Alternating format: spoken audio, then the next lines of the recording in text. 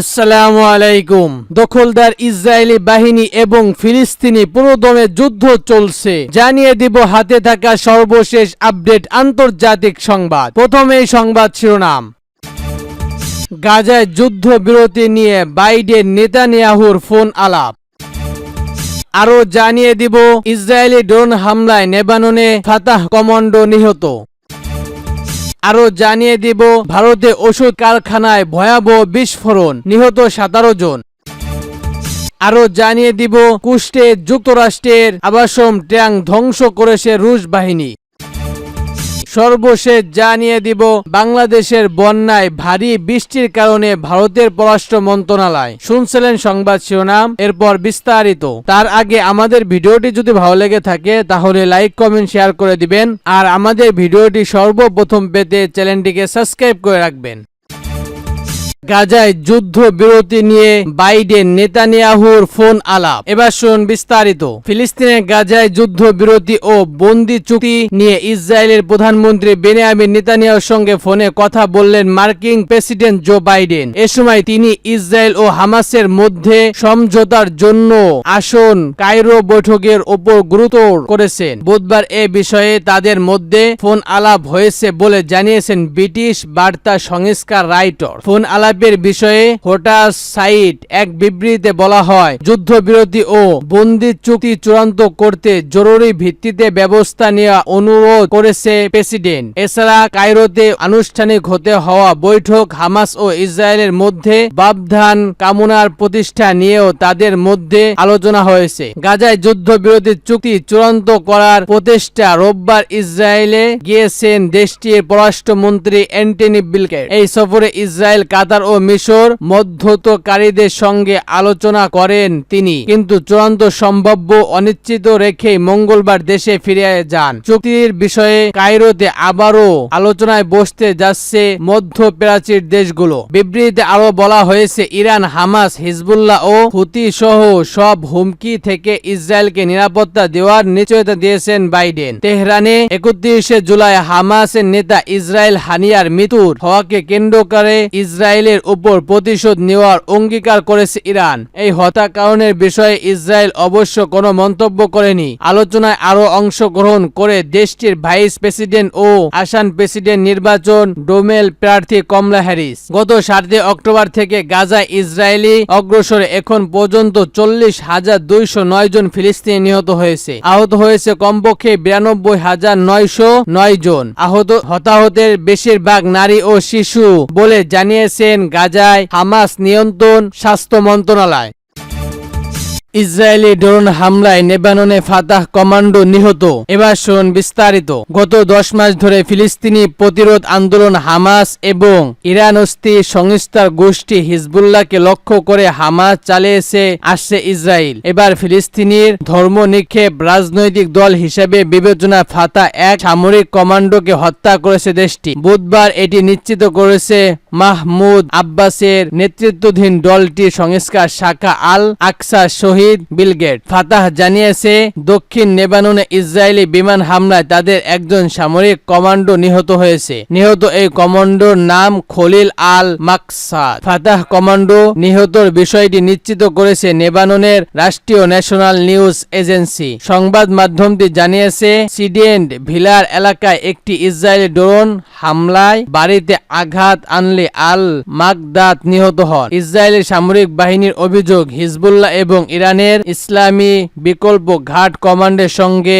ইসরায়েলের বিরুদ্ধে তৎপরতা যুদ্ধ হিসেবে আল আতকার এবং তার ভাই মুনির ফিলিস্তিনি হামাসের পাশাপাশি শক্তিশালী রাজনৈতিক দল হিসেবে বিবেচনা করা হয় ফাতাহকে। হামাস চায় ইসরায়েলের ধ্বংস, ইসরায়েলকে তৎক্ষণ করে নিজেদের ভূখণ্ডে স্বাধীনতা ফিরিয়ে আনতে। অন্যদিকে ফাতাহ চায় ইসরায়েলের সঙ্গে সমঝোতা করে টিকে থাক। প্রথম দিকে ফাতাহর উদ্দেশ্য ছিল ফিলিস্তিনিদের যুদ্ধ করার জন্য ইসরায়েলের বিরুদ্ধে সশস্ত্র সংগঠন। পরবর্তী তাদের রাজনৈতিক দলের মতাদর্শে পরবর্তী আসে। চলিত বছরের জানুয়ারিতে একক সরকার গঠিত ঐতিহাসিক চূড়ান্ত পৌঁছায় ফাতাহ ও হামাস। ভারতের ওষুধ কারখানায় ভয়াবহ বিস্ফোরণ, নিহত 17 জন। এবার শুনুন বিস্তারিত।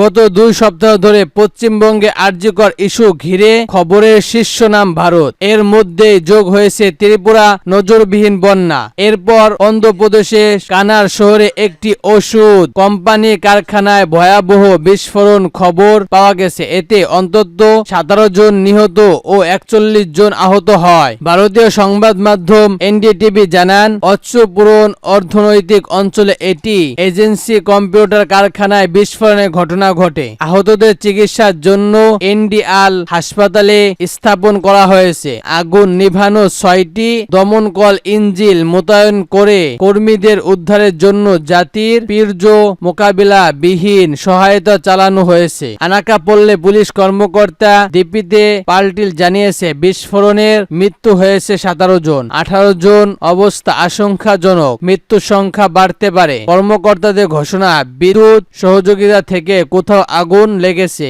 এই কারখানায় ফুট প্রায় 380 জন কর্মকর্তা কাজ করেন। স্থানীয় সময় বুধবার বেলা 2টার দিকে এই ঘটনা ঘটেছে।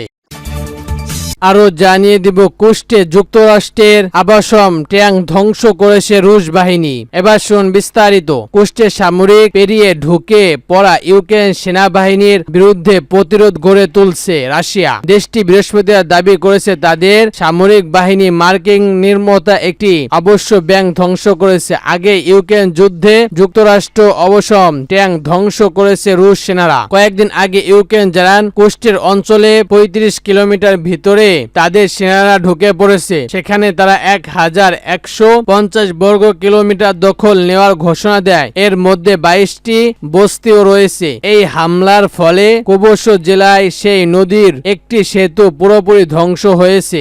এখন রুশ ভূখণ্ড থেকে ইউক্রেন বাহিনীকে তাছাড়া জোরেশন অভিযান নিয়েছে রাশিয়া। টেলিগ্রাম চ্যালেঞ্জে জেনারেল ওয়াজেদ পর্যায়ে এক রাশিয়া কর্মকর্তা বলেন, এখন পর্যন্ত ফিয়াল্টিনে আমাদের জন্য সবকিছু খুব ভালো এবং সবকিছু নিয়ম তান্ত্রিক চলছে। আমরা আমাদের পিক আপ ট্যাঙ্ক এবং একটি অবশ্য ট্যাঙ্ক সহ প্রায় 10টি সামরিক জাপরোজিং ধ্বংস করেছি। প্রতিরোধের মুখে ইউক্রেন সেনারা কোনো সক্রিয় যুদ্ধ অভিযানের চেষ্টা করেনি। 2023 সালের জানুয়ারি মাসে যুক্তরাষ্ট্র ইউক্রেনকে 31টি আব্রসম ট্যাঙ্ক দেওয়ার ঘোষণা দিয়েছিল। রাশিয়া শুরু থেকেই বলে আসছে, পশ্চিমাদের কোনো অস্ত্র বর্বরত ইউক্রেন যুদ্ধে পরিস্থিতি পাল্টা দিতে পারবে না। রাশিয়া আরো বলছে, ইউক্রেনকে সমস্ত অস্ত্র দেওয়া তা সবকিছু পুড়িয়ে দেওয়া হবে। আরো জানিয়ে দিও, বাংলাদেশে বন্যার ভারী বৃষ্টি কারণে ভারতের পররাষ্ট্র মন্ত্রণালয়। এবার শুন বিস্তারিত।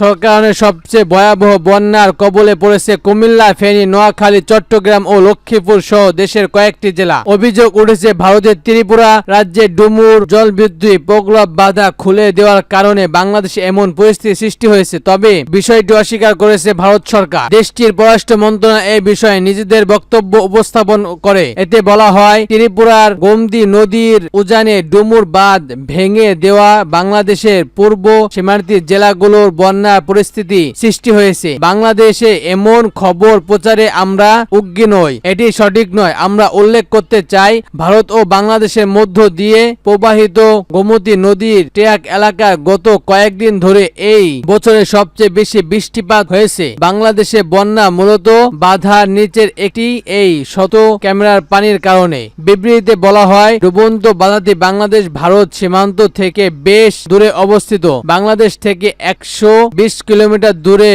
উজানে অবস্থিত। এটি একটি কম উচ্চতা প্রায় 30 মিটার বাঁধা যা বিদ্যুৎ উৎপাদন করে। সেখান থেকে বাংলাদেশেরও 40 মগধ বিদ্যুৎ পায়। প্রায় 120 কিলোমিটার নদীপথে আমাদের আসাম এবং সোনারপাও 2-3টি জায়গায় পূর্বে সড়ক রয়েছে। তথ্য অনুযায়ী 21 আগস্ট ভারত সময় দুপুর 3টা পর্যন্ত বাংলাদেশকে আক্রমণ বন্যার প্রবত ভেড়ে সরাসরি করা হয়েছে। এদিন ভারত সময় সন্ধ্যা 6টা বন্যার কারণে বিদ্যুৎ তীব্র হয়েছে, যার ফলে যোগাযোগ বন্ধ হয়েছে। ভারত ও বাংলাদেশের মধ্যে বিভিন্ন নদীতে বন্যা একটি যোগ্য সমস্যা বা উত্তর পক্ষের জনগণের জন্য দুর্ভোগ সৃষ্টি করে এবং এর সাধারণ জন্য সুষ্ঠ যোগাযোগ করেছে। যেহেতু দুটি দেশের 54টি দেশে ভিন্ন সামরিক নদী রয়েছে, তাই নদীর পানি নিয়ে সহযোগিতা আমাদের দীপ্ত সমৃদ্ধ একটি গুরুত্বপূর্ণ অংশ।